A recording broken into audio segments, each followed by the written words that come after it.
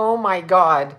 Look, my finger's bleeding because I tried to put the video on this, my stand I use every night, and it literally just fell apart on my finger. I just started. Um, Not sure. I probably did get your package. I've gotten so many. I have to write a list of the people who sent them, and I thank you so much. All the way back to coffee cards, and there was one mom on here with her son. And she sent a picture of her beautiful little son, and now I've got it in my car, in the middle of my car, and he was so cute. Little boy, he's like 9 or 10, and he's so cute. Look, I literally cut my finger because this just broke off. It just broke off. Look. I hate this retrograde. Look, see, it just broke off and then broke my nail and cut my finger. Because that's what happens. Yeah. Hi, you guys. So I'm on a crazy, if you saw my stand right here, you'd be like, what? I can't believe it just broke my nail. I just have been growing my nails out and just broke my nail. That's shitty. Yes, it's direct today. No, I just want to scream.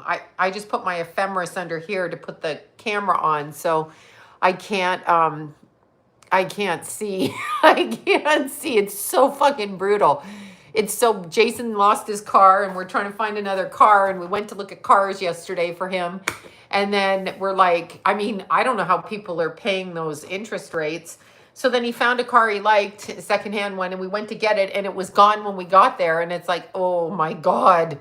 So we're in the middle. Hi, Ireland. We're in the middle. Yeah, it's so fucking hot. We're in the middle of trying to get a car, but every time we go, they're gone. And the new ones are just, no one should be paying a car payment for 6 years and interest rate. And then they end up making so much. And then they're like, no problem, bring it back, and it doesn't matter the miles. If you saw the miles on my car, it would matter the miles. Thank you. It would matter. It would matter the miles on the car. Yeah, New Jersey. It would just be crazy, right? Yeah, the videos.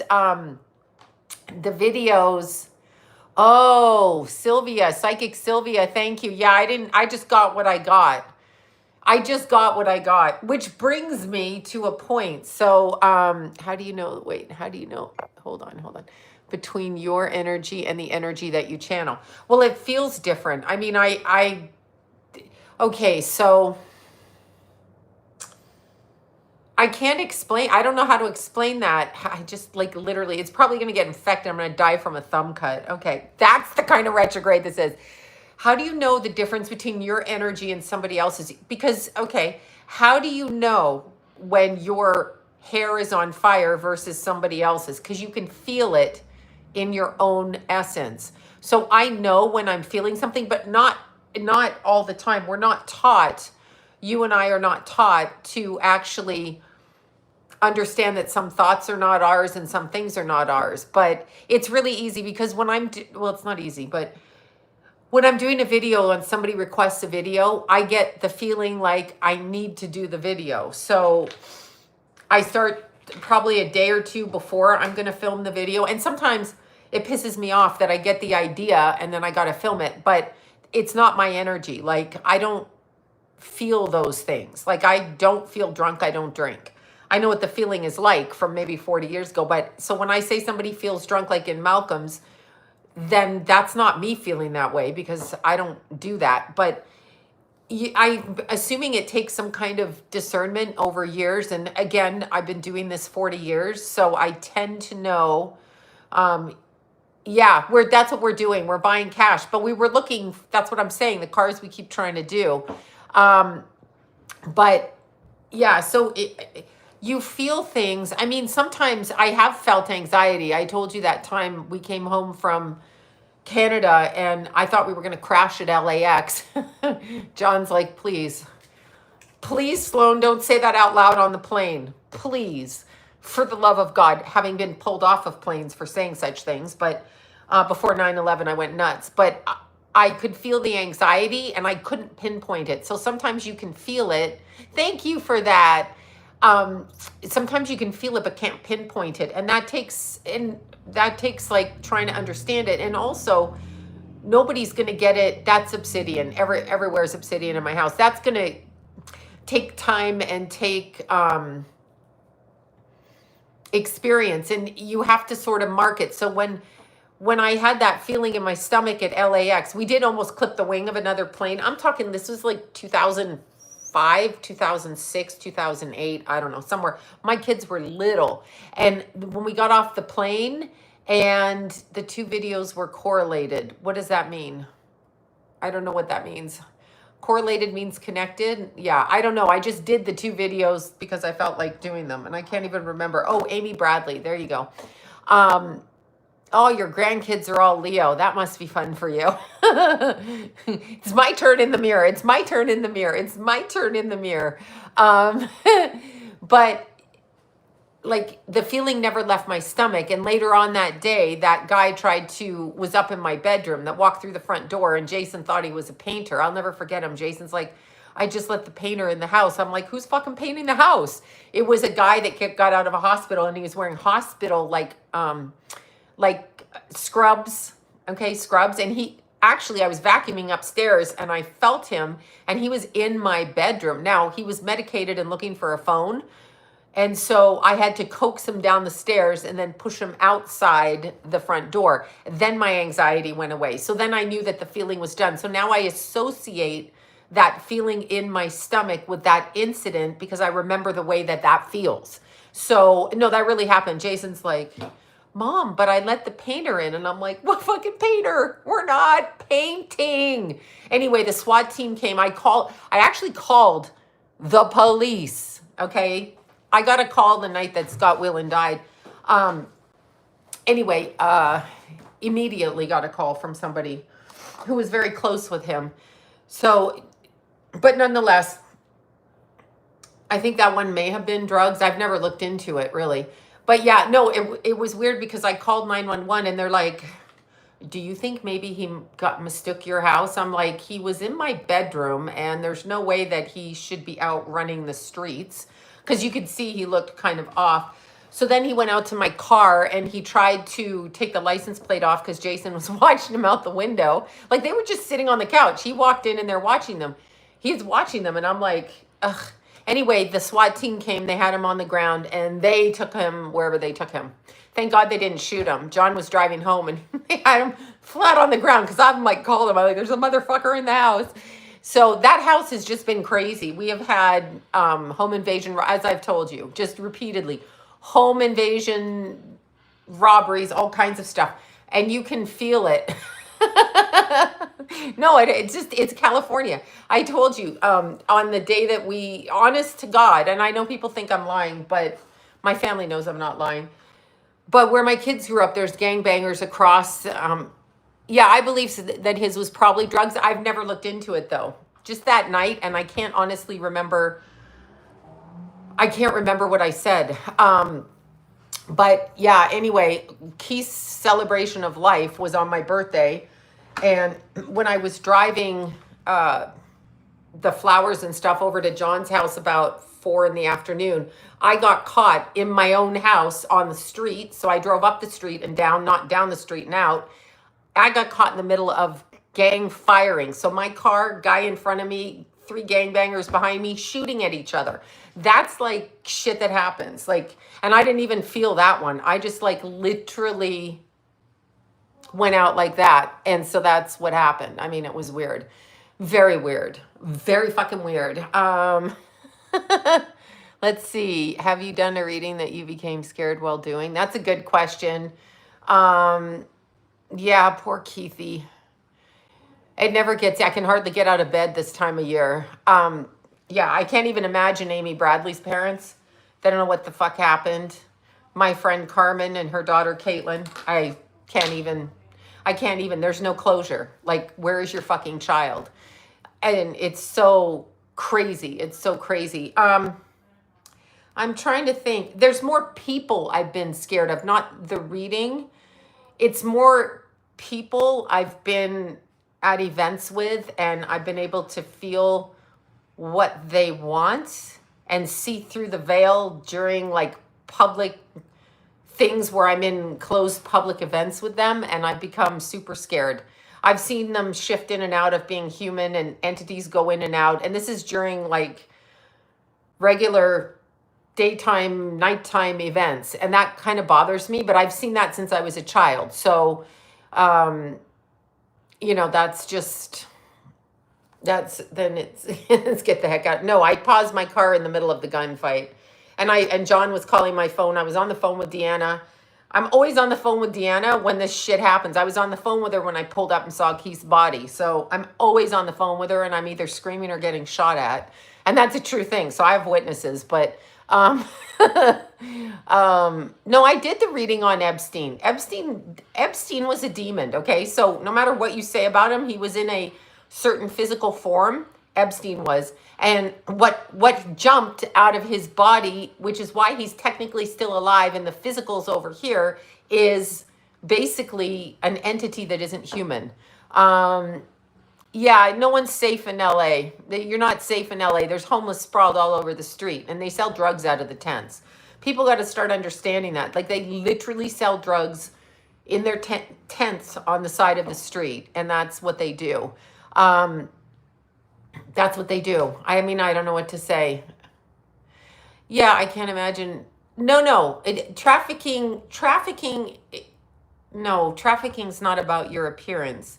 Men fuck anything. Sexual tourism, they like ladyboys, okay? Like, they don't even deal with reality. Look what people marry. I mean, I can't. When you say Amy was average looking, we don't really know. She was like 23 or 24. So we don't know what she was dressing like because she was dressing the way she was dressing. I'm pretty average looking when I walk out the door too. If I have a ball cap on and I'm on vacation and I'm 23 or 24, pretty fucking average looking, like everybody, right? That's not what trafficking's about. Trafficking is about the production of services for financial gain and profit off of a pimp.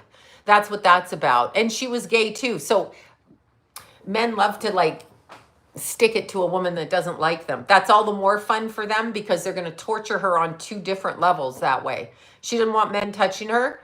And I mean, like, it's not her predilection. And then they're going to charge for it. So it's about profit. With the amount of trafficking that goes on, you can't say everybody's, quote, good looking. Like, I mean, maybe they're not deformed, but have you seen prostitutes? Have you seen them like after?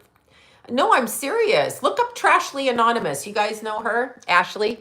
She calls herself Trashly Anonymous. Well, she talks about being 300 plus pounds, being a street prostitute. That's what she did for 20 years. Somebody like that is not, she's beautiful now, but at the time she probably looked very unhealthy.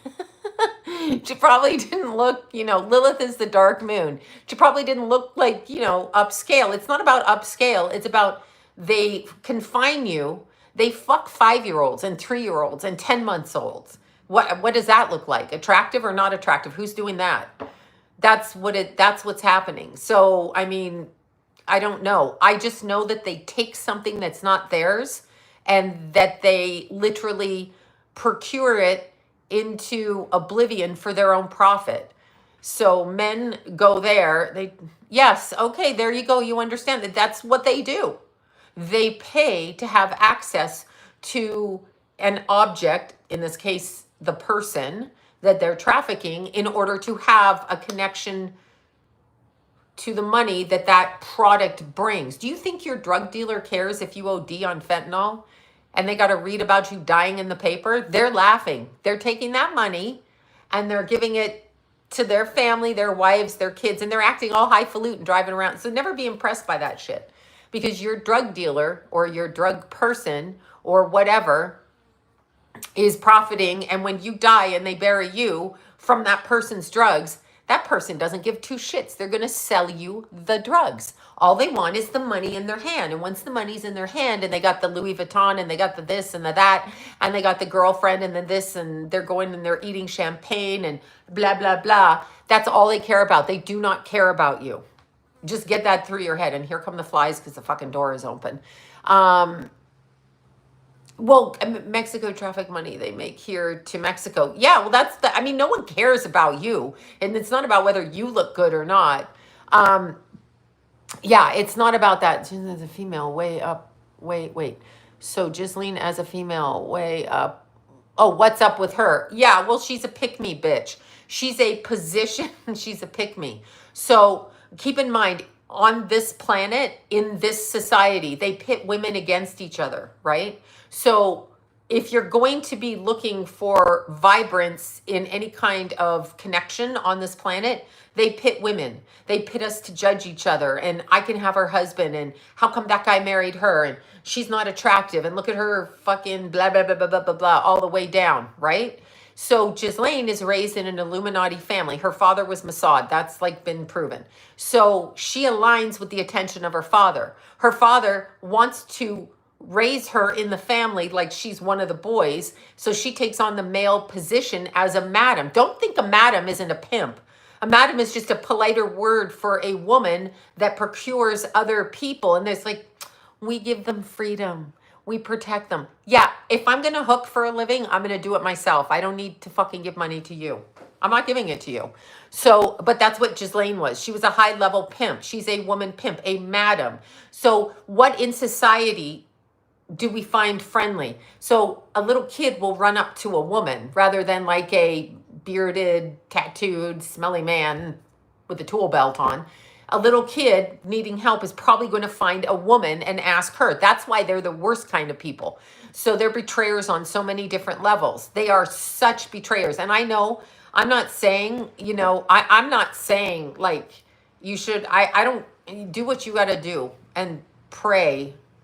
But when you're a madam, to me, I expect it from men. I do not expect it from someone who can birth a child and then to couch it in pretty pink bows. That's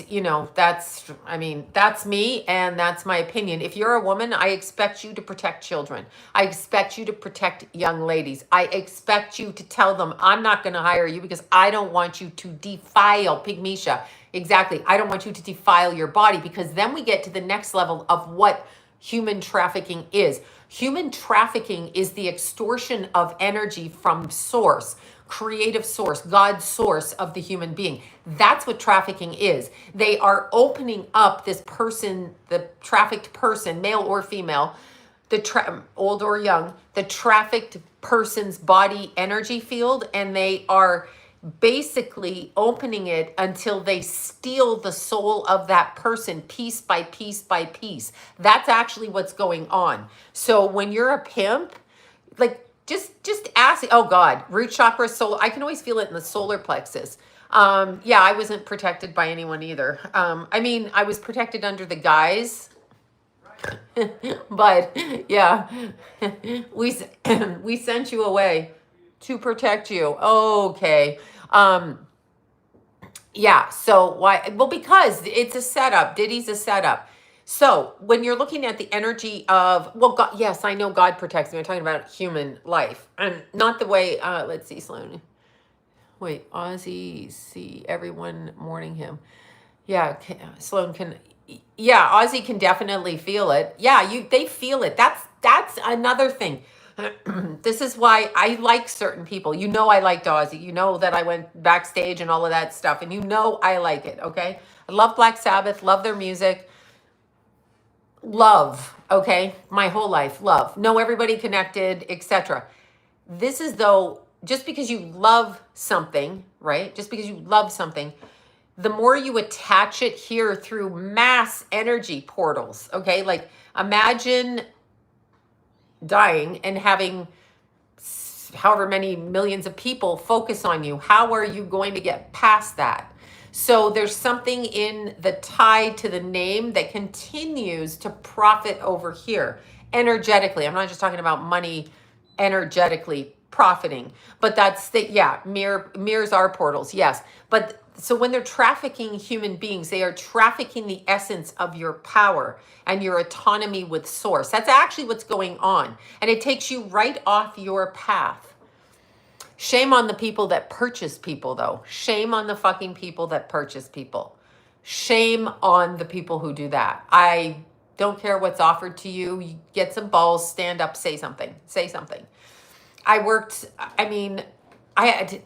had so many experiences and so many times working with trafficked kids all the way through my childhood, from the age of 17 on, starting working at Covenant House. We know Father, what's his name? Father, what's his name? And his pedophilic thing. But, you know, I was one of those street kids. And so I ended up working with trafficked kids, as I told you, as young as 12 and all the way down since I was a teenager. And it's always what I do is volunteer work. So, yeah, I have Saturn in the 8th. That should answer all your questions. But that's something I've done my whole life. Our whole family took in kids we took in drug dealer kids, we took in children of. So all the way along our life, my children split their time with other people's kids that were not safe in their home that we brought into our home. We did that a lot. Okay, my whole family, John included. Like, we didn't just throw people out. So, and John never did that either. So this is something we've done and something I've done because of the way I grew up. So any kind of sexual abuse against a child is 1000% something I'm going to come after you for, and have stood up for many a child and gone to bat for them. Not that it does any good, because once you're marked with it, they come after you for your whole life until it is called slavery. Yes, slavery. It is called slavery. What do you call that? It is slavery. They act like only certain groups of people. No, it's slavery. It is. When you are put in a position of having to do something, or like, okay, for example, we were at Costco, we're at Costco, not buying the food that Bill Gates has there, not buying the chicken because it's all from Costco, Kirkland, I'm not eating it. But anyway, because I don't really know it's chicken. Chicken, everything is chicken now. I'm like, where's all this chicken come from? So we were there, and there's the people across the street in the like Home Depot, Lowe's parking lots, and they are, you know, selling you like avocados, and they come up. Those people are trafficked. They bring them across the border, and they are trafficked. I don't eat chicken wings ever, because those little chicken wings, where are they fucking coming? That's been in my life, my whole life. My kids would laugh at me. My kids would ask me, they come in from Buffalo Wild Wings, and they'd be like, the chicken, and I'm like, not eating it, not doing it. But yeah, I know, right? I can't. There's a shortage on chicken. I can't. I'm not eating them. I don't know where they come from. I'm not doing it. I wouldn't. My kids thought I was crazy growing up. I'm like, it's a joke in our house. I'm like, no, I don't know where those come from. I know, right? I don't eat fast food, but I mean, the kids would eat Buffalo Wild Wings. Your kids are going to go out and eat, right? They're going to go out and do their stuff. But like I was saying, chicken, yeah, I don't eat chicken a lot, but I will cook. I got in fights as a kid. I wouldn't eat bacon. My dad was like, eat the bacon. I'm not eating the bacon. Eat the bacon. I'm not eating the bacon. Eat the bacon. I'm not cooking the bacon in my house. John and Keith used to get so mad. She won't cook bacon. I'm like, I don't want the smell in the house. You can put it out on the grill, but I'm not eating it. I'm not doing it. No, I don't eat meat. I will eat the fresh salmon if it says sockeye fresh Atlantic salmon. I order that, and then I just basically get mangoes, frozen mangoes and frozen blueberries and frozen cherries. That's about what I go in there for. And then toilet paper and bottled water. That's for my car. And yeah, so that's what I do. But that's it. That's all I do. That's it. And then I'll go get, what else did we get? Oh, I get string cheese, metal like string cheese, stuff like that. Just stuff. Oh my God, this retrograde has made me crazy. So listen, you guys, yeah, I can't with the chicken, chicken wings. No. Okay, listen, you guys. What is with people stealing my content and then putting out there, it's for fair use, copyright? No, the fuck it's not. My name is trademarked. Yet no one does anything. So you can get a trademark. And my name is my name, by the way. Somebody sent me this video. My name is my fucking name. I don't have a psychic name. I am a person. I don't have to hide behind a pretend name. But thank you. Who says that? Hi, this is my psychic name. Fuck you, no. No and no. And just no. Okay? Like, no. My mother named me Sloan at birth. I can't even fucking talk about it. I was given up for adoption and went to an orphanage. Sloan was on my birth certificate. Then I was adopted. I had a maiden name. Then I married John, whose last name is Bella. That's my kid's name. That's his kids from another marriage name. All of his kids have the last name Bella. Don't be jealous of my name. Don't be jealous because I don't make up a fake name to hide behind. This is it. This is me. My God. Anyway, no, I didn't have a middle name. No, my mom just named me Sloan after the soap opera Peyton Place. And the girl on the character that got raped is pretty apropos. But anyway, yeah, that's all she named me. It was a Ryan O'Neal of all horrible people. She was home from school.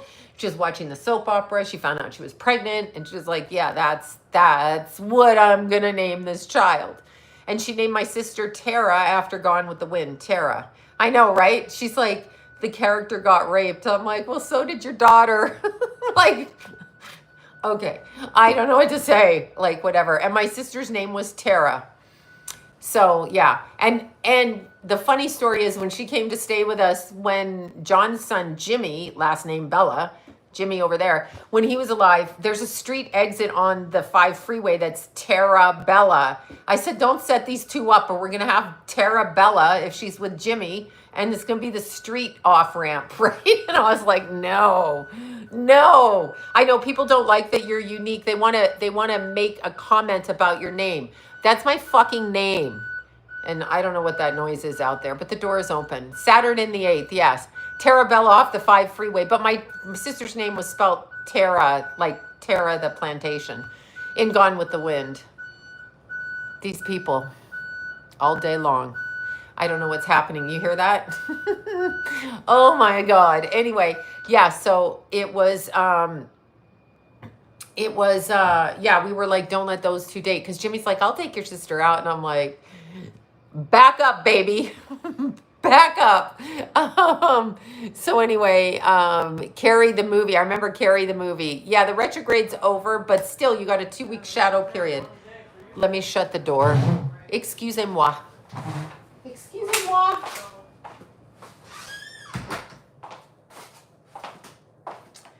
Okay, the door is shut. The neighbors are probably like, we'll shut this bitch up. We'll put the beep beep on. Yeah, this Mercury retrograde was terrible. But if you take my copywritten, see, my videos are out of my head. I create the content. So like, stop fucking saying shit. It was a tow truck. Yeah, it's something, they're building something next door. I don't really know what they're doing. I don't know what anyone's doing ever. I have no clue. But anyway, anyhow, yeah, till the 25th, it is the shadow period. But people were sending me this video and they're like, you guys were so nice in the comments though. I kind of went over the comments and I'm like, everybody's so lovely to me on here, minus the trolls. But most of you, I mean, just say the kindest things. So it's really annoying that I have to keep explaining. I've been doing readings for 40 years, 40. So I'm not full of shit and I do my readings the way I do them. I'm going to get what other people get if it's out there to be got. When Keith died, a number of psychics communicated with me and they all got integral pieces of Keith's scenario and experience piece by piece by piece. P.I. Bobby got like a lot. She got a lot accurate because she is psychic as well. But you get pieces. You're not going to see it all. It's not how it works. But I get what I get. And again, I put my stuff on Patreon first. I started that in March, I want to say. So March, April, May, I put it on Patreon first. So the people that are Patreon members get the videos first. That's all. So if it comes out here, it's filmed there. But I should put a timestamp across the bottom, like holding up a newspaper, if there are newspapers anymore. I should do that. But people say all kinds of stupid shit. And it's like, I get what I get. And obviously, I mean, I don't watch TV and I don't watch movies anymore. I have watched some. But that one with Zoe Kravitz, what was that? Blink Twice, and that was boring. But anyway, that one I watched and I could tell you, yeah, that happens. I mean, that happens in day-to-day life. It's nothing new. It's nothing outstanding. That happens. That's been happening since I was a little kid. They've been drugging little kids since I was a little kid, okay? But when you get information, I get a story of information and I try to tell the story the way that I see it conveyed to me. And there's different things that pop in and out of my head and I have to catch it at the moment. Otherwise, I forget it and throw it out of my head. I will look for the natal chart. And yes, to the person that emailed me, all you have to do is put sun on the ascendant, 6 a.m. I know that. I'm looking for their ascendant to see what's traveling over the ascendant, right? Never thought I'd use papers, right? Ugh. So I do, let's see. Yeah, well, there you go. I mean, I just get what I get. I'm not researching anything. I'm psychic. I can ask a question. I can like know that he died. My first initial instinct with Malcolm, who I met in real life just once. Again, he called me a skinny bitch, meaning he called me a desperate housewife off the TV series when we were at a party, 2008, 2007, wherever, for Paramount executives and stuff. That was a compliment for me, child of the 70s, born in the 60s. That was a compliment. Yeah, no, he said, I had long blonde hair and I was wearing my favorite pink pumps, the same ones I wore when I went to Bruce Willis's house. Yes, that happened too, whether you like it or not. Anyway, the same pumps, the same little pants, and this cute little top. And he said, I look like a desperate housewife. And I thought, this boy is flirting with me. He's calling me a skinny bitch. I'm going to keep saying it. So, you know, from that perspective, but that was my only meeting with him. And I knew he's in the industry, obviously. But I got what I got. And so no one's giving me that information. No one's giving me this, that, or the other. I understand being skeptical of psychics, but when you're psychic, you understand. You understand. Do you know what I mean? When you're psychic, you get it. You get how it happens, right? You understand the direction for your story, okay? You understand that. So when you understand it, you get bits and pieces. And yes, to the fucking asshole. Hey, asshole, why didn't you predict your son's death? I did. I went to Deanna. I said, which one of my boys is dying? Because I was told one of them was going to die. I didn't know which one. And when I say told, I heard it at Lila's birthday party. I think it was her 8th birthday party. I think she was 8. I sat down with the other grandmothers and adults and I blurted out, I'm going to bury one of my sons by September. That's how it comes to me. I did fucking say it. I said it with my stepson to his face. He was the only one there. I mean, he was only one boy at that time. I said it to his face, okay? That's how I get it. I did say it. I didn't know which son. And if I were to guess, Jason is the more wild of the two, okay? The more wild, okay? The more wild. So you would assume it was the wild child, not the cautious one. Somewhat cautious. No, they ask that question like they think they're being funny. And Sunday...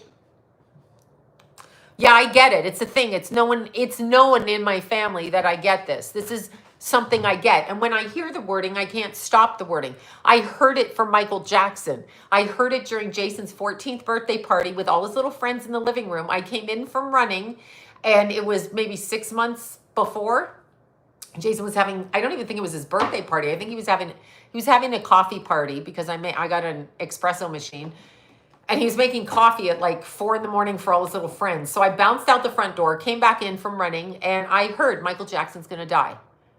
And it was his 51st birthday. So I thought he was going to die on his 51st birthday, but I think it was his 51st year, if I'm correct with that. And Jason's friends know that. So people know that that's what I get. When I hear it, I get it.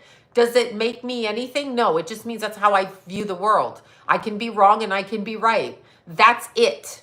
That's just it. That's how I get it. So I did predict one of my sons. I was not given the information of which one. And when I went to Deanna, she couldn't get which one either. And of course, no one's going to say that to you. They're not going to blurt it out like that. But she really didn't know which one. She saw the chaos. She saw everything around it. But I heard it. That's how they informed me. I heard it. Like it's not... And it drove me insane up till that day. And when it happened, when I went to the first responder's house, Melody, the first words out, and I didn't know who she was because that was on the day he died. I grabbed Deanna, we're in the car. Well, it's the next morning. So it's like 12 hours after he died, or whatever. He died at 1:16, so it would be like 8 o'clock, 9 o'clock the next day. So I was out walking the streets looking for information. Immediately, I jump into that mode. I have to figure out what happened.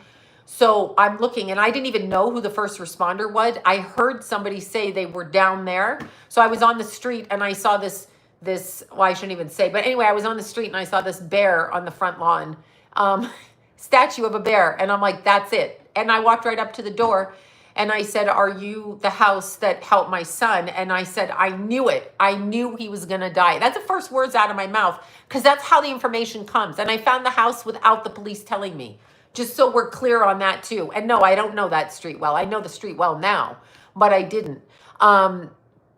So that's how it works for me. That's how it happens for me. That's what happens for me.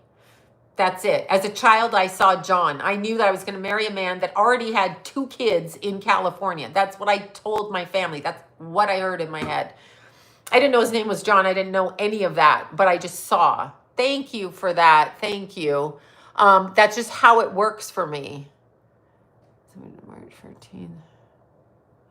14th. I have to look into the Phoenix Lights. I'm writing that down. I don't even know about that one. Let me answer that on my next live. I'm writing it right here because I really don't know, but I wouldn't surprise me if it wasn't government access, because it is government. Government knows how to get into the astral and how to do stuff. But when I understand people questioning psychics, you should always question a psychic, okay? But John is my captor from a last life. John is my captor from a last life. I was jailed by him. No, I'm kidding. I had to say that. He knows I say that. But here's the thing with psychics. They're not going to get you right all the time, and they're not always going to pick up stuff. And in order for a reading to go well, you just have to let the person, because you're paying for the service for them to read the vibration that they pick up around you. And they may get something that your ancestors or guides want you to understand, and you may want to know about your best friend's boyfriend or something. So it doesn't work the way we think in a logical way, okay? It doesn't work that way. But I do the best I can, and no, we're not all psychics. If you think you are, do it for a living and find out. Some people, it's their purpose, and other people have what's called intuition, a natural intuition and vibration, yes. A natural knowing of what's going on around you. But the predictive form of psychic and mediumship, not necessarily. Not necessarily does everyone have it. Everybody can sing, but is everybody a singer? I'm going to speak for myself. No, okay? That's what I'm going to say. And I'm not even trying to be accurate. I just try to do what I do. And if I open up my energy field, I get what I get. But people like to critique it on here like I'm talking to somebody. Like with P. Diddy. That was June of 23. I've just got to say that. I came home from Palm Springs. Y'all were bugging. Do Kim Porter. I didn't want to do Kim Porter. I barely knew who she was. I don't even like fucking P. Diddy, okay? No, I can sing, but no one's going to pay me to sing. Can someone learn to be psychic? That's a good question. Thank you for the super chat. That's a very good question. Thank you for that. Thank you, Flo. Yeah, thank you for that. Can anybody learn to be psychic? I think you have to have an optimum of ability first, but if you have a natural ability, you can learn how to use it, which takes practice. What I don't like, and I've talked to other really good mediums about this, who went to some of the schools in England that I'm like, I want to go there and learn, but okay, how do I want to word this? All right, so I'm a runner, okay? I can only equate everything with running and food. So today it's running. It could be food, but I'm a runner. I'm not a tall, slender. I'm just like an average, whatever, middle range person. I don't have over muscles. I don't have anything, but I run distance and run, walk, crawl, climb, cry. I run with endurance. So my mental nature is that of endurance. So am I professional like the ones that do the Olympics? No, But do I know how to run, and have I used my ability to increase my power doing it? Yes, because it's natural to me anyway, regardless of how I look, whether I look like they do or to go hiking with, and I don't go hiking with anybody. But I've learned to utilize the gift I was born with. So if you're born with the gift of sight, yes, you can evolve it, but not everybody is born with the mental, spiritual, vibrational structure to open it up to the level that a psychic does. Now, I'm a good working psychic, but I'm not the best, okay? No, John and I divorced in November of 2023. I got with John. I met John when I was 20, okay? 20, 20. And he was 41. Then I started dating him when I was 21, and he was 42. And then I married him technically when I was 24, but I moved, no, 23, 24. I forget if it was 23 or 24. Either way, I moved in with him when I was 22, and I left in my early 50s and then divorced after 30, it was 37 years together. That was 37 years when the legal paperwork came through. But according to Trump, thank you for that, Flo. According to Trump, we're all married now if it's been 5 years. But yeah, I just had to prove a point, you know. I just had to prove a point. So I did. Did you live with John? Yes, I lived with John for 37 years. Well, no, the last 3 years, no, but yes. Yes, I moved in with John. Yeah. I gave him wifely duties without being married at first, but he put a ring on it. He proposed on his hands and knees, and I lived with him and married him and had 2 kids and did all of that. Abso-the-fuck-lutely. I did. Yes. Yes, I did. Was John a Libra? You'd like to fucking think so. No, he's an Aries. No, he's Aries. Yes, human design is really good. Wifey duties. Yeah, I suck dick. There's your wifey duties. Anyway, but what I was saying about psychic ability, if you have understand your body. Your body is this: skin and bones and teeth and hair and pimples and acne and age and back problems and sore feet and all of that, and pregnancies and non-pregnancies. So there's a physicality to you. Underneath that physicality is your spirit body, your etheric body. That etheric body also has coding or genetic structure or DNA structure, but on a spiritual level. And so some people are open in a different way. Now, how do I describe that? Like when, why some people really... Johnny's doing better. He's getting better slowly but surely, and he will get better. But when you look at people, like when I went to Mexico and I'm with all my aerial friends, some of them are double jointed. They're born that way. They can get up on a hoop and literally double, legs open, stretch, bend, all of that, right? All of that, right? They can definitely do that. I cannot. I take 3 stretch classes a week. I'm constantly stretching. I'm moving. I'm doing everything that they do to open my body. My body will not do that.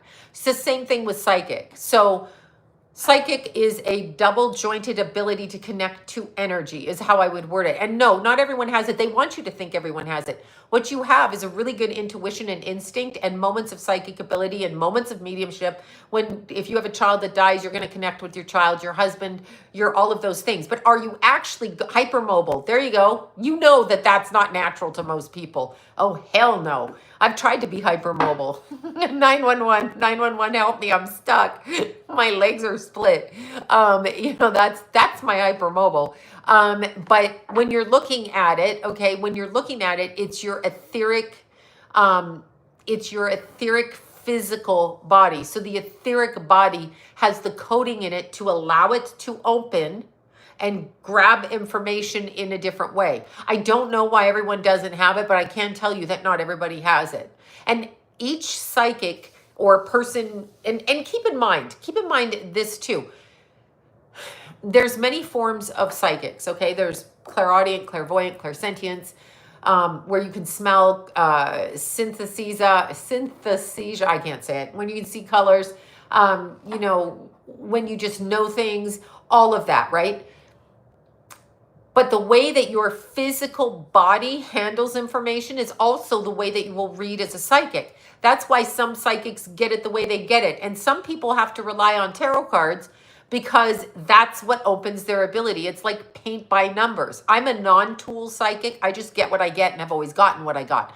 I do like tarot cards, but I didn't teach myself them until I was in my mid 30s and I worked at a bookstore for a year, and everybody else was using tarot cards. I don't need to use them, or I don't want to use them, put it that way. You can use pendulums. Some people can touch, some people look at pictures. So I hook in with a name and a birth date. I like to know your name and your birth date, and then that signals my body. So tarot cards is like that. They throw a card down and it signals their information. That's what they do. Okay, that's how they do it. So it's kind of in that vein, and everybody reads differently according to the way that they read. I can't teach you to be psychic because your body composition, okay, your body composition is different than mine. That's why the best athletic coaches understand the athletic makeup of the athlete that they're training. They don't put everybody in the same category and tell you this is how you're going to run a 4-minute mile. They look at the structure of each individual and they train them in that capacity, because that's where they're going to excel, is in how they process.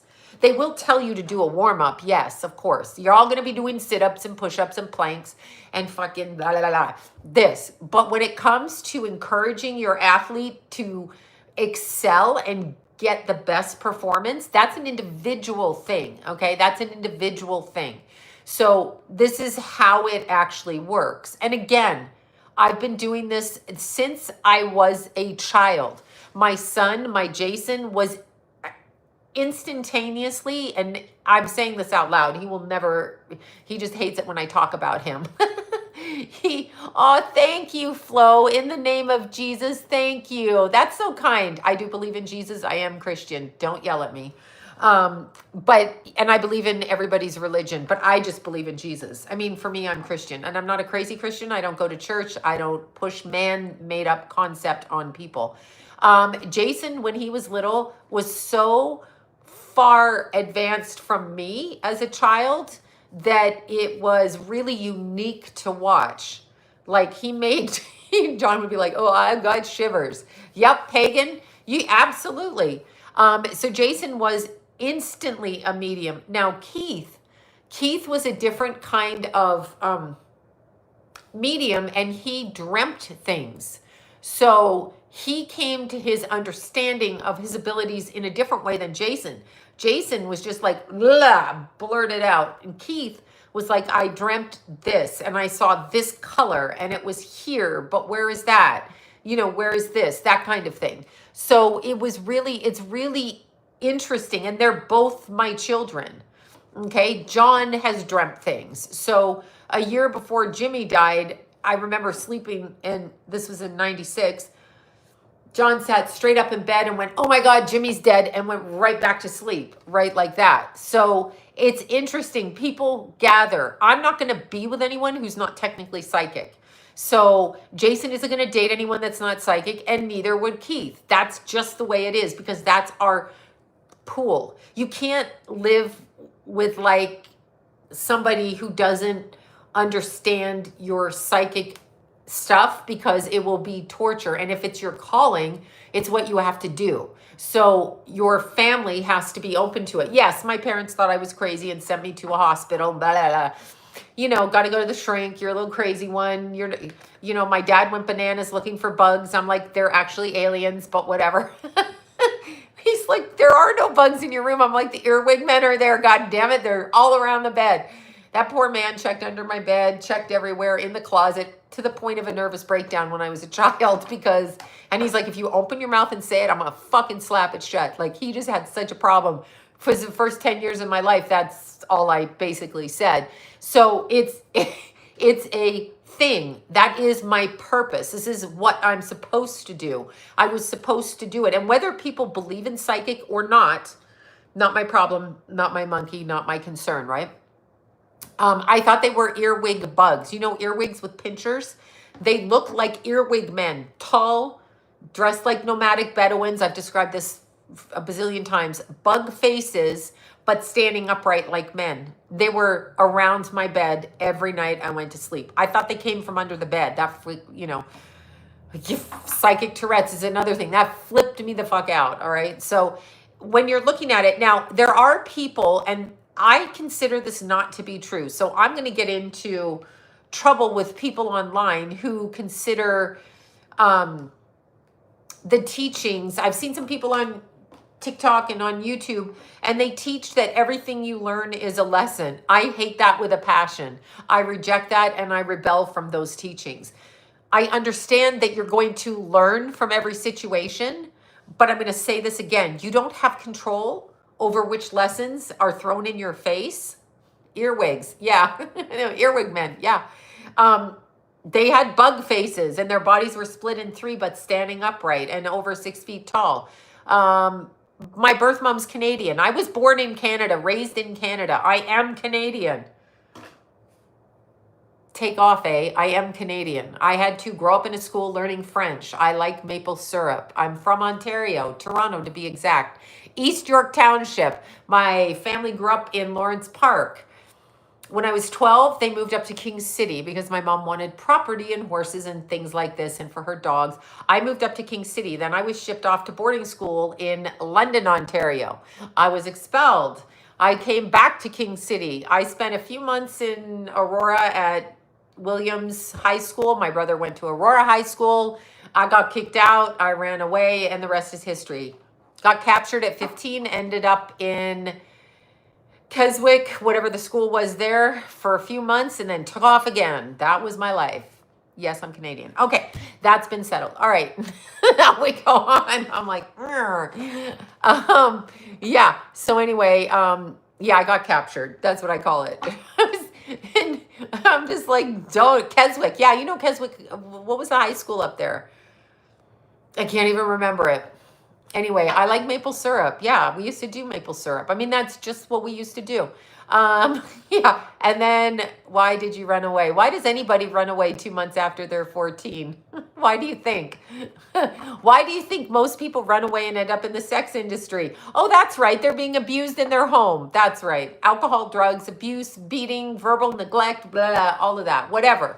Right? That's why people run away. They don't run away from a happy home. Not usually in snow. Maybe in Florida they run away from a happy home because it's warm. But Canada, it's pretty fucking cold. Yes, Keswick, Sutton, all of that. No, I never went back home. No. My first runaway was at age 10. Exactly. Anthony's from Toronto. He knows. Yeah, no, I never went back home. And in fact, I emancipated myself 8 months into being captured when I was at the group home. They were going to send me away till I was 18 into institutionalized, where I was born into and not adopted for a year. They were going to send me back.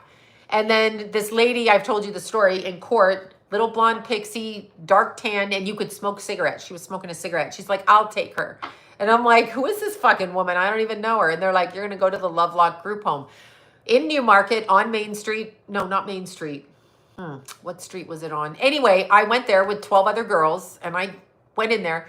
I was there for 8 months, and I ran away.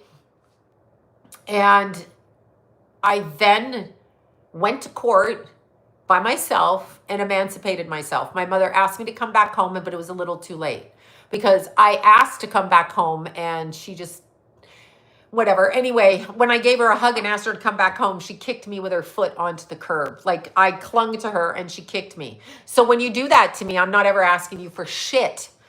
Yeah, ever again. Bye. Yeah. So, and I never forgot that. And no one, like, you can't do that. Don't do that to me. Don't push me away. Yeah, no, she was a mean, see you next Tuesday. But that was when I first went in and ran away, and she just like, was like, whatever. And so I decided at that exact moment, I'm not going back home, bitch. And so I went to court and I said, if you make me go back, I will walk back out the door, and I'm almost 16. So I emancipated myself and got a permit so that I could work, so that I wouldn't get in trouble by working in bars. And that's what I did. And guess what? No, she never apologized to me. She said I abandoned her. Bitch, No, no, my dad apologized to me, but she didn't. Anyway, yeah, no, I was on my own, and I'm not a drug addict. I'm not a weirdo. I survived. I survived myself. So you can survive. Um, you can do it. So you can. Why do you think the earwig men were watching you? I don't know. I'm afraid. I don't know.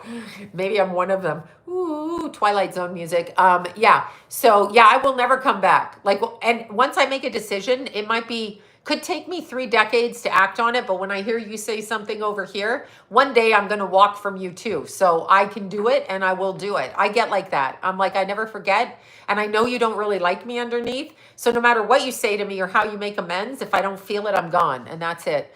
And that's what happened. But getting back to the psychic stuff, no, 100% I can survive. I never needed anybody for anything, ever. I was born in an orphanage. What the fuck? If your mother gives you up, what do you need from anybody? Because you're not getting it. So you learn not to get it, but you learn how to do everything yourself. So it bothers men when you do this. Like, they're like, you're too independent. It's like, yeah, sorry. Yeah. Yeah, it was interesting. So getting back to the point, when they say on these channels that you learn things, I was already an independent soul coming into this world. That's why my life was the way it was, because I can handle it. No doubt. Like, I've had no doubt. And my story is very, very just surface level annoying. There are people that have gone through horrific, horrific things, and they are strong, and they are prominent, and they've gone through horrific, the stories I've heard from people I've worked with. Anthony, by Butter Tart Connect. I don't take drugs, but I eat butter tarts. Ask Anthony. He sends them. But these channels that talk about, and it's predominantly a certain way of, maybe it's the way the Kabbalah thinks, that you reincarnate back over and over again. I would say that was true to a certain point, but the energy that I read and the downloads I get is that the reincarnation cycle has been hijacked. So maybe at one point in life we were supposed to come in and to learn, but again, what is Madeline Soto learning? Because she's dead, she's raped, she's strangled, she's pregnant. Her and the baby are now on the other side. And her mother's boyfriend, he gets to keep jerking off in jail. No one kills him, and he makes a plea deal, and he lives a life in jail talking about his sexual escapades because that fucker's a pedophile. And that's perfect.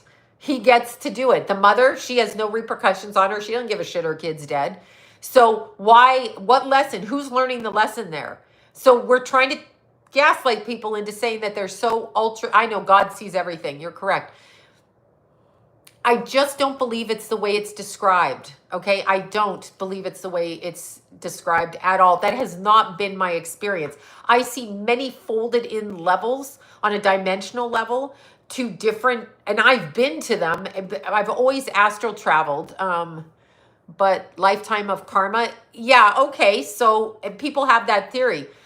You can have a lifetime of karma, but what kind of sadistic fucking God, just ask yourself this, what kind of cocksucker God, seriously, puts Madeline Soto with no memory of what it is that she's karmically done to be raped, murdered, and impregnated all before she's 13. Well, no, she turned 13, then died the day after. Can you tell me? I want to understand that, because I don't believe that God does that. So that's not what God does. And if you're such a bad person, then now this is just my understanding, okay? This is just my understanding from my experience. And again, my experience can be limited to what I know. So like if you're a Pentecostal Christian, your experience is limited to fear and fire and brimstone. If you're Catholic, you're guilt and shame. If you're a Buddhist, you're enlightenment and you don't have to reincarnate. Or is it the other way around? I don't know if it's Hindu or Buddhist, whichever one of them doesn't reincarnate, they become one with, okay? So these are all concepts that are limited because everybody has a different concept. So I can have that as well. But if you are a murdering psychopath, okay, yes, God isn't about reincarnation. Thank you. That's not what it is. I know. So if BlackRock made me do it. So anyway, if you're looking at the reincarnation cycle as you were bad in a past life, I totally get what you're saying. But understand that karma is balance. And nobody's balance should be being a 8-month-old who's raped by the mother's meth head boyfriend and split into two with brain damage. That is not karma. That is vile, brutal violence that they're trying to tell you that baby was evil and did something, and therefore that's their karma. They are 8 months old. That is not their karma. That's not what's going on there. So it's really interesting. It's evil. It's pure evil. And evil is on this earth. That is the beast system. Now, do you get caught up in karma? Absolutely. I kind of feel, this is just my experience as well, that karma plays out here, some things. Like, in other words, if I punch you in the face, maybe later on down the road, I trip and smash my face on a wall, kind of thing. But I have awareness of what it's for. So I believe that. I do not believe that God puts a soul on earth and says, you know what? You were a fucking psychopath. I'm going to put you in an 8-month-old body. I just read a report on this, on an 8-month-old baby's body. Or what about the 2 kids that the mother put in the oven to piss the father off and she turned it on and cooked the kids? Seriously. So you're telling me God says to those 2 precious children that come through this nut job over here, yeah, you know what? I think yeah, that's what we'll do. Your father will divorce your mother, and because your mother is a mental patient without any kind of fucking help, yeah, we're going to have, that's your karma for being a bitch ass in the last life. No, that's just like, no. Okay. No. Now, when you cross over, I do know it's your intent. And if you've been brutalized on this planet and have made choices out of a corrupted way of thinking because you've either been tricked or entity possession, which happens a lot here, there is forgiveness for that. Mental illness is a spiritual vibrational affliction. I look at it as spiritual. People look at it as like, here, take a pill. The trauma related to that mental expression and that vibration level is what I look at. And so God can see what that is. So those people could conceivably cross over and be in the same place as you because their intention was not that. But there are some people here that want to fuck you up. They want to hurt you. They enjoy it. It's their life. If they can hurt you, they feel good. Those people, no matter how minute their reign of terror is on you, can really go into a different level because of their jealousy, their greed, whatever they're doing to you. That can really happen. Yeah. So there's that. You know, I mean, I know they say that, but it's the Kabbalah, and I don't believe that form of religion. I don't believe what they say. I'm just not going to say. I think it's rooted in partial truths. As I think every man-made concept and the mysticism behind it and all of that, like, you can come for me all you want and I'm entitled to my opinion. If you can have your fucking opinion, I can have my fucking opinion. But the mysticism aspect, we all know that in every religion, okay? All the way from pagan up to Pentecostal, up to Southern Baptist, up to whatever religion, on and on, okay? They all have spiritual elements of mysticism and metaphysical practices in them, period. They have them. So people like to assume that their way is right. And again, we don't know till we die. What I can tell you is Earth is one evil place. It's not a good place. It's a bad place. That's what I can tell you. When it comes to forgiveness, they gaslight people into that. If I forgive you, maybe if you murder my child, I don't want to fucking forgive you and I shouldn't have to. Isn't that up to God to forgive you? You did the deed against your creator. You take it up with God, because I'm not at that level. So I'm not expected to have forgiveness. Thank you very much. And I know people are going to argue with me about that, but that's not my job. That's not my job. I can do it. I don't have to carry hate for you. I don't have to like throw darts at a picture of your face on the wall, but that's up to God. I'm not at the level of God because clearly I'm on earth, okay? So no one expects me to do anything godlike here, all right? I'm on fucking earth. So I didn't like skip the earth part. Here I am. I made a mistake. Can I have a do-over? But you know what I'm saying? No, you can forgive. You can. I told you, I asked Keith to forgive me for my bad parenting when he was little, and he did. So you can do that, absolutely. But the way forgiveness is thrown around, not once do I hear, when does that bastard take accountability for what they did? When is the accountability on their part presented equally and balanced so that forgiveness can be enacted in that accountability? It's not just me fucking forgiving you, like, hi, I'm the doormat, let me forgive you. No, no, no, no. Come with accountability, and I'll meet you in the middle with your accountability, and I'll give forgiveness, or vice versa, whatever it is. You don't just forgive. Did they ask you to forgive? You just going to forgive them because it makes you a good person? That's a lie. You don't have to target them, hurt them. You don't have to whatever. But that's kind of gaslighting you a bit. Like, have they apologized to you? Did they come to you? Because yes, growth, acknowledging your mistakes. Thank you. Very smart. Yes, exactly. But in this planet, they love to say that. They love to say, yeah. Yeah, okay. I've seen some murder cases where the parents have forgiven the murderers because the murderers have asked for forgiveness and apologized to where the parents believed the apology. And that's between them.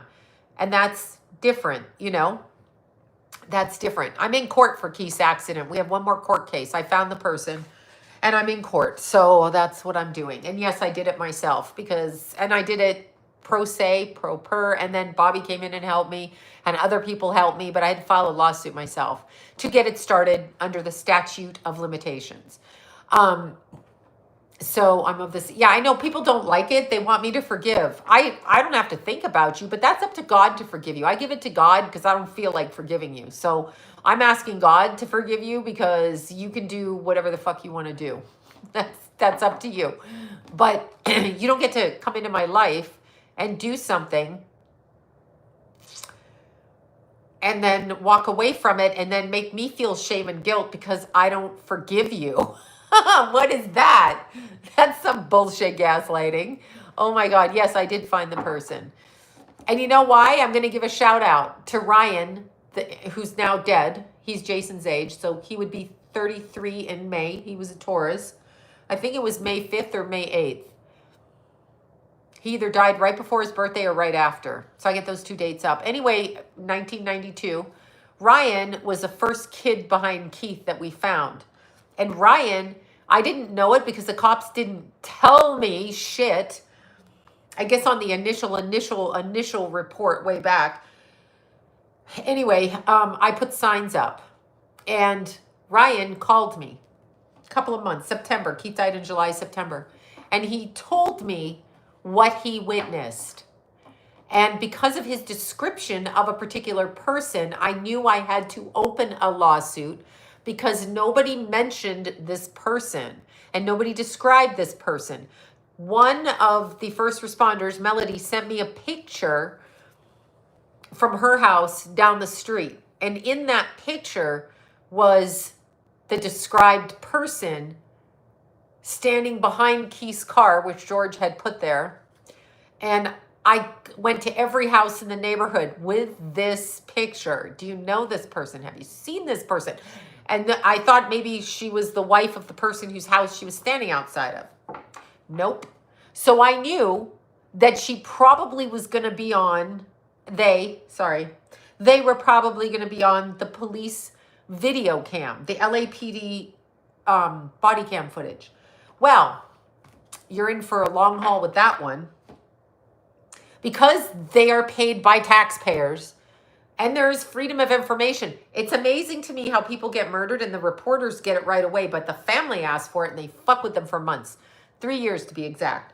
Anyway, Detective Stacy showed me examples of redacted paperwork so that I knew what I was doing. But I had to file a lawsuit because if you have an open lawsuit, you're allowed to look at evidence. So that is what I did. And guess who was all over the body cam footage? Everywhere, like a freak. And not leaving her name after being asked on multiple occasions. Not leaving their name. There was 2 of them. Anyway, That's what I did. So when I found it, but then I didn't know who she was because this person who they were wouldn't leave their name. So then I put a web page up with Keith, and maybe it was April of 2024. April of 2024, somebody gave me a name on there, right? And so that name, Bobby and I researched, and we found her. Them. Them. And they got a former record of doing this. They've done this, bodily injury. They've done this shit before. Anyway, I don't know in what capacity because that's not revealed in the court system. But this person, Bobby got a hold of them. The conversation went on as it did. I had to go to court in July, like July 17th of 2024. And I had to tell the judge in the wrongful death. I had other people involved too, but it was left open-ended till we found people. I had to tell people, I had to tell the judge, and I didn't have a lawyer. So they gave me, I don't know, till maybe it was the end of October to find a lawyer. So July till October. And I couldn't find a lawyer to understand me, not charge me like $25,000, which I didn't have. It might as well be butter from the sky. And then this beautiful lawyer, first name Karen, that's all I'm saying. I'll announce who it is after. And her lovely assistant, I'm just going to say Kelly.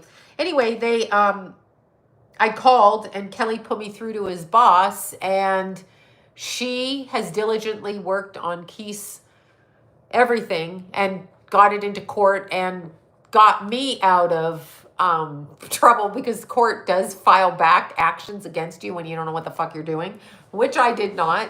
And yeah, she was lovely. She's lovely. And why I picked her, she was a motorcycle expert and she deals with this kind of thing. That's the first thing, because that's what I was Googling. But she was really, really attractive and female. And I'm like, I know Keithy would like her, so I'm just going to give her a call. And I remember I went to meet John. I told him, I don't know what I'm going to do if I don't find a lawyer in 2 weeks. And she called back while we were at lunch immediately. Well, her assistant did. And it was from day one, she was on point. What a lovely, lovely thing to do. What a lovely thing to do. The cops could not find this woman, and I don't blame them, because she's she deals with motorcycle cases and drug rehab cases and wrongful death. So both with like motorcycles and drugs and rehabs, like she's pretty prominent and she's just very good at her job. And I was elated. Like it was such a relief, because I knew I had to go forward. And it's not about the money. It's not about the money. It's about letting the person know that we know what happened and that they're not going to get away with it. I don't care about anything else. I needed the person to know that we know that it was them, and that every single one of Keith's friends knows that it's them. And that for the rest of their life, they'll have to look over their shoulder in case we come at them in a different way. That's what I needed them to know, meaning financially or whatever. So yeah, that's it. That's what I needed to know. Oh, she was so good. I was so relieved. I had a big smile on my face, and it's not something I want to smile about. My son's dead. But Keith likes the women. He sent me Bobby. He sent me Karen. I'm not saying her last name. I'll tell you her last name after. But I'll leave her in peace right now. The reason it's not jail time, this is a civil thing. And understand, I can't talk about it right now. But after the 29th, I'm sure I can talk about it. And when I can, I'll explain whatever. Message me. You can go to my website, message me. The link's there. But yeah, so anyway, that's how psychic stuff works. And it just works like that. You guys on here are psychic. So when people do videos and there are psychics that read information, and yes, I could book appointments and read your information. Trust me when I tell you, I'm too fucking lazy to do that. Half the time I don't know who's calling, and I don't care. Meaning I don't have anybody research anybody. I don't do anything like that. I do not care. I don't care. I don't care to work that hard, put it that way. I know people do, and I have heard of psychics doing it, so I can understand why people don't trust it. But those that are psychic know how they receive the information. We are not just this, you know? Yeah, well, in some way they were stupid. Yeah, just if you email me, email me. McKenna will get the messages and then forward to me. Uh, yeah, I know, but understand, there's so many frauds on TikTok, and by the way, I'm going to say this again to the channel that steals my information on YouTube and then says it's fair use. It's actually not. My name is trademarked. Maybe you can take a clip of a video, but you can't plaster my name all over there because you don't have my permission to use my fucking name. But nobody cares in this society. Whatever. But literally 40 years I've been doing readings, and I used to do them in person. I have a reputation. People came to my house. They knew my kids. They sat at my kitchen fucking table for decades. When I met John, I was doing readings, okay? Like, I've done this. This is what I do. So it's been 40 years. So when people act like I popped up and I'm some kind of a scammer, I don't think anybody's ever said that about me in my entire life, except for that one client at Dr. Drew's party who walked out of my house and she's like, "You're lying about my boyfriend," something. Her name was Mary. I can't even remember it. Years later, I'm at Dr. Drew's 61st birthday party, and she walks up to me, and I have no idea who she is because I'm not going to remember everybody. Some people were like regulars and their families and stuff. But she walks up to me and she goes, it was like 7 years after the fact. And she goes, "Yeah, you were right about that boyfriend." And I was like, oh, of course. No, Dr. Drew has a bunch of psychics at his party. And I must say, I like all the psychics he has. So he has lots of good psychics at his party, because his wife, Sue, likes psychics. And she does her little psychic show, whatever. But yeah, she was like, and by the way, take it or leave it. Nobody says psychic is 100%. And anytime you see psychics who are like, I'm certified, you can't certify it. You cannot certify that, okay? You cannot certify it. You can certify the mathematics behind astrology, but under whose authority are you certifying these psychics? Who's the anointed person to say that, yes, these psychics are definitely psychic? And are they charging for their service? So it's not like surgery where there's a method, or dentistry or whatever. Who's certifying them? I was certified. Shut up. My tattoo artist is a Rembrandt. He's not certified. He just did that since he's a kid because God gave that to him. So no one can teach that. You and I can draw, but we cannot do this, okay? That's the difference. That's what I'm saying. That's the difference. So, I mean, whatever, but it is just whatever it is, right? It is. Yeah. Oh, no. Hold on. Best psychic. Okay. Yes, the best psychic directory does. And as I said back in the day, and I don't know if Bob Olson owns that, but back in the day, he asked me, do you want to be in it? He charges to put your name in it. I don't need to do that. I've always had clients. God will provide when you're doing things correctly, period. And I do believe that. Whether you're a gardener, whether you are a barista, I don't care what it is you do. There's no job better than another. Maybe saving children's lives from cancer and cleft palates and medical stuff.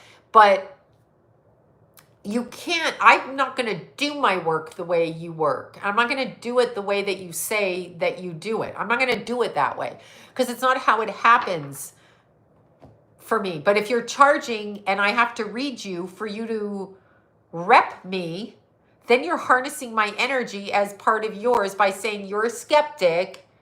And now I'm going to validate these people by saying me, the skeptic, thinks that you are psychic. Okay? I don't need your validation. Don't think I'm psychic. I don't give a shit.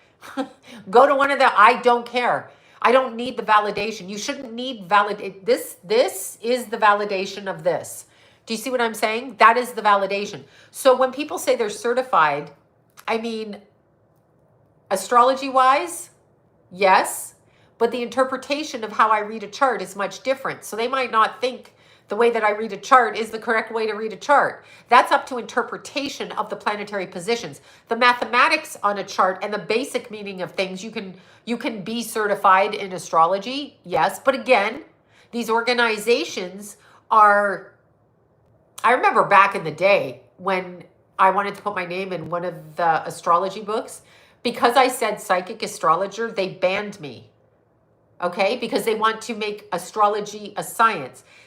The math is scientific if you believe science. So the planets are so many positioned away from the Earth's axis, etc. That is scientific, yes. And math, angles, squares, t-squares, trines, kites, those are math things. So, okay, yes. However, the interpretation of what that means, that is not scientific. That is not scientific. That is this way and that is this way, depending on who the astrologer is. So they were very problematic in the beginning. I don't need to be proven in an earthbound concept. I don't want you to think I'm scientific. I didn't become a psychic so that I could get validation as a legitimate career. I just did what I do. And that's it. That's it. Oh, are you talking about an orb in a photograph or an orb in astrology? An orb in a photograph is like a ball of energy, and an orb in astrology is the degree it is from another planet. So like if you're reading a conjunction, okay, it's up to a 10-degree orb. So something can be at 2 degrees Aries and then at 12 degrees Aries. And that would be technically a wide conjunction because they are 10 degrees apart. But I work on a 3-degree orb exactly. And then a 1-degree orb for transits. Like when Keith died, it was like literally very specific to that. So orb is degree, okay? You know what I'm saying? Oh, that's great. I got to come to Chicago. You can get a divorce without the other person knowing. That's good. Although it's a little bit non-communicative, but yeah. So, yeah, I know. My real name is Sloan. I can't help it. It's on my birth certificate. Sorry, but it's true. Yes, orb is a mathematical measurement. Correct. In astrology, it's used like, you know, the sun and moon are a 2-degree orb. So they're, or 1 degree, or they're 30 seconds combust. They're on top of each other. That's what they are. So absolutely, but orb in a picture is a ball of energy. Like this orb is in the picture, right? So yeah, Lily Dale certifies them from their point of perspective. Yes, great. That's their shtick. And they are a spiritualist community, okay? Yes, I was born way before Ferris Bueller's Day Off. I was born so far before that. That was in the 80s. I was born like 20 years prior to that. And again, it was from a soap opera that Ryan O'Neal, that fucking weirdo, was in. Yeah, I just broke this nail, but these are my nails. My little nails. I know, with the hot gel on them so that I don't crack them. But I just cracked them, breaking my stupid tripod trying to get on here. It's broken. Anyway, the hell was I saying? I can't remember what I was saying. But anyway, when you certify, Lily Dale and the other one in Florida. Oh my God, I can't remember it. Those are very interesting places to go. Those are spiritual communities, and they believe in a particular way of reading for their mediums, and they do it according to their spiritualist church. So they are living in a spiritualist community, much like Dan Aykroyd was raised with his brother, who was in a spiritual community. That's a particular way of thinking about mediumship, okay?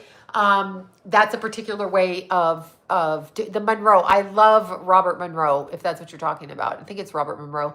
Yes, his metronome. Yeah, clicks right out. I used to do a lot of meditation with Robert Monroe way back in the day. My kids were little, and I used to kick them all out of the house, John and the kids. They would go for an outing, and I would teach classes in my living room. Fucking Casadega, thank you. Yeah, those are great communities to, you can go. But you know, yes, Peyton Place. That's the soap opera from what I was named after. I'm not doing anything for my birthday. I prefer not to celebrate it. That's the day that we had Keith's celebration of life. So I prefer to celebrate my children on that day. So if I'm not doing anything with my children, I don't go out on my birthday. So it's my grandkids and my children, and that's the only thing I will be doing. I don't do adult things. I do those on other days. And I'm really having a hard time going out because I just don't like to get dressed out of leggings. I don't want to dress up. I don't want to show up. I don't want to overeat. Although I did go out to dinner with Keith's best friends, our mom group, the moms of Keith's best friend, and one of the boys in the group, not going to say which one, not going to announce it on here, but one of the boys sent me his wedding invitation for this year. And yes, I have the PO boxes. So he sent me his wedding invitation, and then I said, "You must be really excited." Blah, blah, blah, blah. And he said, "Yeah, we're really excited." And then I said, this is the day before I went to dinner with his mom and the other two moms, our mom group, and the ones that never let go of me when Keith died, the moms that helped raise my boy, the moms that were with my boy, and beautiful human beings, okay? Like literally a few of us had a falling out. Thank you for that. Oh, thank you, Jennifer. Thank you, thank you. I'm doing good. I'm doing good. Thank you all so much for this. So these beautiful moms, like one of the moms I had a falling out with when the kids were 14, and another one of the moms, and I'm like, "I'll punch you out." And then Keith was like, "Calm down." I'm like, "You started this." Anyway, it was funny. They came right to me, and I don't, that's a deep integrity and a deep kindness to somebody who was like up their ass for a while. So that's a wonderful thing. And I mean, it just shows integrity. They didn't not come. I named my son Ryan. Oh, after watching Love Story. Oh, there you go. You were another one, Elizabeth. Yes, cats can tell. But anyway, we were at dinner, and I was messaging yes, I can cook. I cook really well. I don't like to cook, but I cook well. Yeah, Jennifer, thank you so much. But one of the moms, her son, so he sent me the wedding invitation, and he's like very excited, and I'm like, "Oh, that's so great." And I said, right after the wedding, the baby boy will come, right? And so the next morning I get, "Did you mention baby?" And I sent back a smiley face. Anyway, we got to dinner, and the mom said that day they just announced that they were pregnant again. So that was for sure Keith. And I got boy. So I'm saying boy. I'll let you know when his future wife in October, tells us what it is. But I can't mention the names, but I will mention the names. But anyway, yeah. So that's how psychic works for me. I put it there, and I heard the wording in my head, so I typed it out to him. I do go to the ocean. Yeah, so that was fun. But the moms and I went out for dinner, and we finally caught up on our stuff, and we ate too much. Kim orders fried onions. That's a no-no for Sloan. I'm like, I got to keep eating them.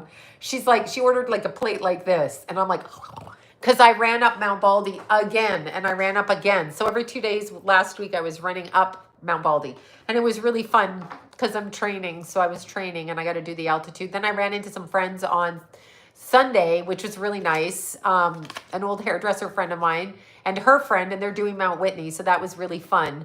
That was fun. Do you use a crystal ball? I can use a crystal ball, but I just like obsidian crystals. And to answer your question about the warehouse, yes, it's being done. I haven't seen Estelle yet. We have 6 Leos I have to go eat dinner with, and that's coming up next week because we canceled for this past week. But to tell you the truth, I can't do like 3 dinners in a row. I feel like I'm going to die and gain 10 pounds, and I can't. I got to be the skinny bitch. I'm not. Estelle's a skinny bitch. Can you sleep without? Yes, I can ignore everything. Absolutely. Until I can't. But yes, I ignore a lot of things in my life because I don't care. So, yes, obsidian mirror. Well, scrying. They probably use it for scrying. I love obsidian. I have at least, I have a huge obsidian ball in my window and a huge 200-pound one it's sitting in the back room. So yeah, but anyway, we're doing doors. The doors are hard because I have to find a 34-inch door, and thank you for that. Thank you, Carol. Thank you. I have to find, dude, I died and someone pushed me back into my body. Oh yeah, you ought to punch that person back in the face. Pop, why did you push me back? You know why they pushed you back? because you weren't done. And they're sadistic. Yeah, so they're sadistic. Oh, thank you guys. Yeah, this is my hair color. It's got a little bit of yellow in it, and I shaved it all back. I had to shave it. Sometimes I can see bumps when I'm filming, and it makes me crazy, and I'd be bald if left to my own devices, because I will cut it. Then I have to go to my hairdresser and say, I cut it. But I really do like it like shaved. I really do. Keith wants me. You're about the third person that said that. I can't look after a dog, and Lou would be mad. Lou would be so mad. Lou would be like, that's it. Lou would be like, that's it. No, dog.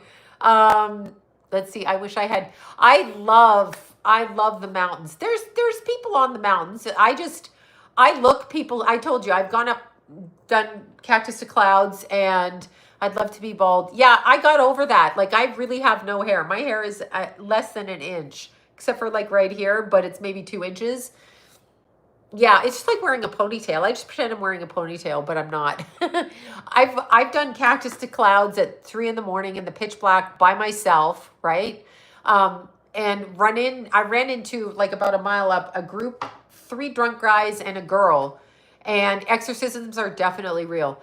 I've done, but the way that we interpret what an exorcism is, there's different levels, and very few are like The Exorcist.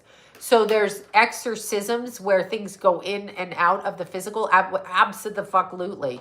Absolutely. Yes. Why wouldn't they be real? So yeah, smaller dogs are so sassy. Yeah. Zuli is our small dog, our little Chihuahua, not mine.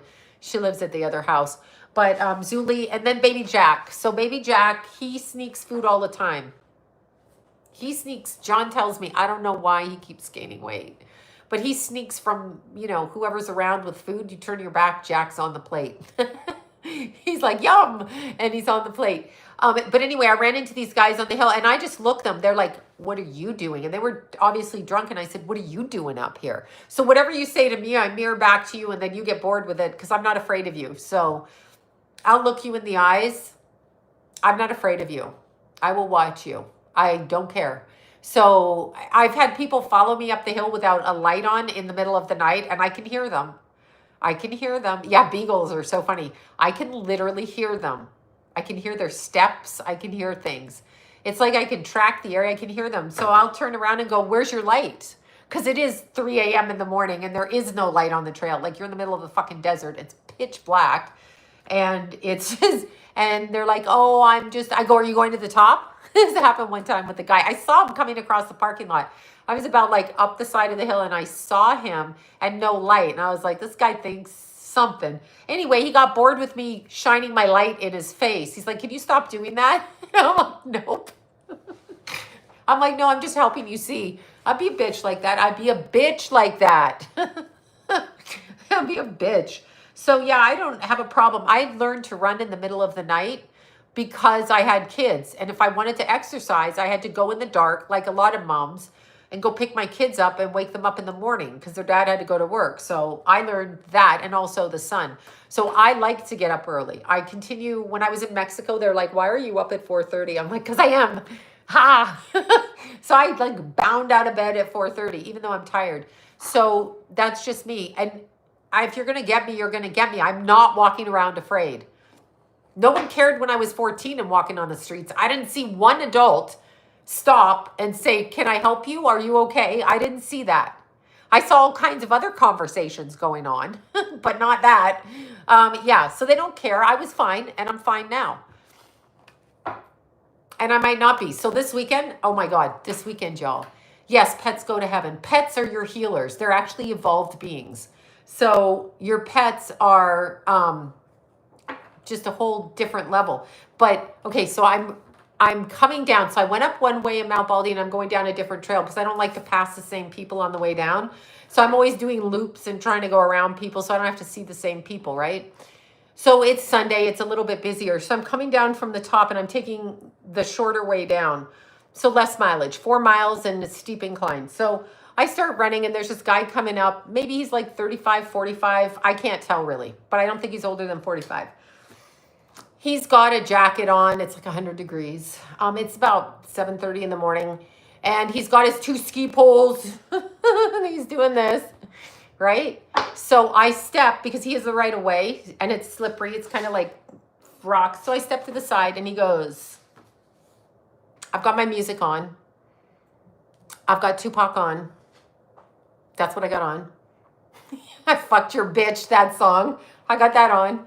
Not loud. It's just on. And he goes, earplugs, please, if you have them. I go, nope. He starts blah, blah, blah. He's going to the top. I'm going down. He's not going to be as fast as me. And he's like, he starts going off. I said, why don't you put the poles down, you bitch? And he's still going on. I'm like, blah, blah, blah. So I turned it up more. So I can hear another guy on the trail, and he's in front of me, right? Maybe, I don't know how far, but halfway down half of the part, but he's got music on. So I'm like, did this fucking guy talk to him? So I run down to this guy, and I'm like, hey, hi, did that guy ask you to wear earplugs? He's like, no. I go, that bitch just asked me to wear earplugs. Yeah, I said to him, am I sucking your dick? I said a whole bunch of things, like, you can suck my dick, and am I sucking your dick? Because why are you talking? So anyway, the other guy's like, no, he never said it to me. I go, oh, he's a bully. He thought I was going to listen to him because I'm a girl and I was going to be afraid. First, get the ski poles out of your hand, you fucking loser. There's no snow. Yes, I know some people use them, but what it is, because I've had only men, I've never had a woman say this to me, but I've had men say it. It's when they're really struggling to get up the hill and they got their little poles in their backpacks, and I just bound down a corner because I don't care. I carry 1 water bottle and my phone, and I run up and down because it's 14 miles. I'm not going to the Yucatan, okay? Like, I drink water to the trail. I drink water from when I get up at 4. I drink water for the hour drive. I pee and I drink more water, and then I carry 1 water bottle. Hello? Don't be jealous, bro. Yeah, I told him. I actually said you're a pussy because you got those. He was still screaming at me, and I'm like this, flipping him off. Oh my God, I can't help myself. It's just so funny to say no. Like, what are you going to do? Are you going to do something to me? Like, what are you going to do? Yeah. No, you're not. Anyway, I ran all the way down. I get in the car. I drive 25 minutes out to get cell service. So John's calling me, and I'm telling him, and he's like, did you turn the music up? Did you turn the music up? I'm like, I turned it up. I'm like, I told him he's a pussy and he should suck my dick too. I'm terrible. I can't help it. I know people hate me when I talk that way, but don't talk to me like I'm not doing anything. I'm running by you. I'm running by you. Like, what's it to you? There was like, and by the way, when he went down, if he was coming up, there was like 50 people in a group, all the way from toddler on a hiking carrier, right? To dogs, to people laughing and giggling, old people all over the trail. Like, I had to let them all go by, like 20 of them, and then let another 10 come by. Kids, 7, 8, and all giggling with all different kinds of music. He's going to have a heyday telling them because they were all like in this huge group. And by the way, when you're talking in a group, you're just as loud as my radio, if not louder. So it should be okay. You can't catch me. And if I'm running by you and you're in a group, I turn it down. Like, he was the only guy, and he was like gone. Anyway, depression is a vibrational issue. That was my little story for the weekend. You will run into them. You will run into people. There are people, but most people aren't like that. Most hikers are pretty good. Yeah, catch me if you can, bitch. Like, you can't. Trust me, going up, you can. I beat all these young guys going up. They're like, damn, you're fast. And I'm like, I'm old too. You know why? Because if you do it enough, then you just expand your lungs. I'm not the best at it, but I'm not the worst. I'm definitely not the worst, okay? Yes, anxiety can definitely be a spiritual thing, and you can pick up on other people's anxiety. Yeah, I'm not the worst. Yes, I've experienced shadow people in my awake life. Just before Keith died, I saw a shadow man with a hat in the corner of my other studio, and I got up in the middle of the night, and I told him to get out. I'm like, get out. So yeah, definitely autism can be spiritual. Absolutely. Some men think they're fit as they think, aren't as fit as they think. Not when a 60-year-old bitch comes by with a water bottle bouncing up the hill. Bounce, bounce, bounce, listening to Tupac. They hate that shit. I like that shit. That makes me happy. I have to listen to your stupid fucking ski poles going up. And starting on the trail, you start on a cement road and they got their ski poles out like this. Click, click, click. Oh my God. And then they lift their ski poles up and you're coming up behind them on the trail. And I'm like, hi. I don't even tell them, put that fucking pole down before you knock my eye out. I just say, hi, coming through left side. That's what I say. What else do you supposed? Like, I'm not going to change them by telling them something. Like, what the fuck? Sorry, it just strikes me as funny. Really funny. Funny as fuck. That's it. I love Tupac. So it was my Tupac part of the trail. I have all my stuff. No, I haven't. Hold on. Who's this? Have you won? If you did you see the medium on a show? She was off to me. I don't even know who Sean Ryan is, but I suppose I can look. If she feels off to you, I would trust your instinct. I feel off to a lot of people. Hi, I'm off. Yeah, I know. Push it. I mean, like, what the fuck? I'm hiking, bro. At least I'm up here, you know? And then there's some really cool people. Like, sometimes girls will run and they'll catch up to me and they're like, I saw you coming up, this, you know, I'm trying to get my stride. And then I saw this really cute lady. I kid you not, on the day of the full moon, I saw this really cute lady. She was coming up the hill and there was something on her chest. And of course, me, I don't have glasses on. And I'm looking and I'm like, that looks like an Oreo cookie on her chest. And it was this fuzzy dog, this little black and white dog. And the dog's name was Moon Pie. So like, there's really cool people. I was talking to her. She's like, yeah, I've never carried my dog up here before. And I'm like, I bet you wish you hadn't. Like 100 degrees and it's heavy as hell. Well, she was early morning, but oh my God, so cute. So cute. Yeah, so cute. So cute. That was really fun. I believe mermaids exist? Yes. I know it's wild on the trail.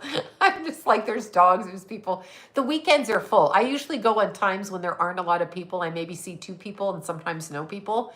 I tend to go off time frames and sometimes I run into people I don't want to see. Like they're trail fucking bitches and I don't want to see them. I've seen them before. So I just like literally will not pay attention. Will Canada become part of the US? I can't imagine Canada will do that. No, unless under forced duress. But yeah, mermaids are, to me, seem like a hybrid of different things. How do you meditate? I go exercising is my meditation. I go over everything in my head to exercise. No, I believe they exist. You know, here's, have you hiked Big Sur? Not in years. Trail trolls. Yeah, fucking trail trolls. No, here's how you know you're on the right path. It's not so much about the path, it's about how you feel in your day. And understand, I told someone this today, sometimes you can get a job or be put in a position that's like not your position, right? Like it's not for you. Like working at McDonald's for 8 months or car salesman or whatever, dog groomer, you don't want to do it, right? But it's sometimes you have to meet the people. I know, it's your food time. You hear? She's like, feed me, bitch.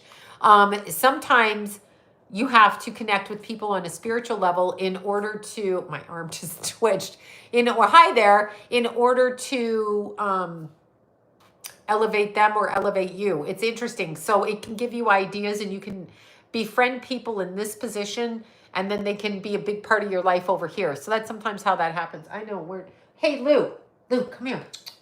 She's like, I'm licking myself and I'm not coming over to you. I know she owns me. I'm her bitch. Do you have time slip? Do we have time? Oh, time slips. Yeah. Oh, yeah. Yeah. Yes. I do the Patreon readings first and then I put them on YouTube. I try to put them up. I should be filming this week and then I put them up the following Monday on YouTube. So if you're a Patreon member, you get the videos first. And then there's other things I'm doing before Christmas, as I always say, and apparently I'm a big liar. Also, as for the daily astrology readings, they're coming back. Paul just got back from vacation. I can't fix what's wrong with them. So he has to fix the programming part of it. I can't do that. Same P.O. box. I have a video over on Patreon on Travis Decker. I didn't put it on YouTube. So yeah, nature does rise your vibration. All right, you guys, I gotta feed. Let me see if I can grab her. Come here, Lou. Come here, Lou. There. Okay, don't get mad at mommy. I know. Oh, Lou's hungry. Are you hungry? Are you a voice? She's like, I'm hungry. I don't want to talk to you. Hi, Lou. You want to say, look, you're friends. No, no, don't get upset. Look, look. Here, look, look, look, Lou. Who's that? Lou, who's that? She's so obstinate. She's like, she's so funny. She's so funny. She's like, I'm gonna start. She eats wires when I don't feed her. She goes over to the TV wire and tries to eat it. She's hilarious. She's like, she's like, she's so funny. I know. She will look at you when I feed her. She just knows that you guys are taking me away from her feeding her. Okay, you guys. Thank you so much. You guys say the loveliest things online. I so appreciate it. I've gotten all of your gifts. Some of them I haven't opened. I've gotten your coffee cards. I've gotten your bracelets. I've gotten your t-shirts. I've gotten your puzzles. I got the cards all mixed up. So I'm really, really sorry. I'm so sorry about that. And it's just been lovely what you guys say the sweetest things. So I am like truly thankful for that. Truly thankful. Thank you so much. Yeah, Amy reading was very interesting. It's very sad that people steal people and people still don't think that's a thing. I wouldn't go on a cruise though. There's no way I'd take kids on a cruise. Not even young. I wouldn't go on a cruise. It seems like torture to me, but I'm a little bit afraid of being caged on a boat in the ocean with a bunch of people. Kind of makes me afraid. Kind of makes me afraid. Okay, bye you guys. Have a good night, everyone. Bye. Okay, I've lost my thingy to hold this up. Bye you guys. Thank you.